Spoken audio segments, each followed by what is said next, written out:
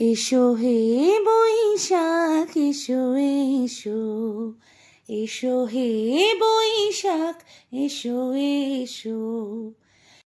তাপস নিঃশ্বাস বায়ে মোর মোর সুরে দাও রায়ে। গুড মর্নিং, তোমাদের সকলকে জানাই শুভ নববর্ষের অনেক অনেক শুভেচ্ছা ও ভালোবাসা। সকাল সকাল আমার দিন তো শুরু হয়ে গেছে, দেখতেই পাচ্ছ। নতুন অতিথিকে যথাস্থানে সুন্দরভাবে পরিপাটি করে রেখে ঠাকুরকে পুজো দিয়ে একেবারে নতুন বছরের শুরুটা করেই ফেললাম। তারপরে বিছানার চাদরটা পরিপাটি করে টান টান করে পাপান বাবুকে নিয়ে বসেছিলাম একটু পড়তে।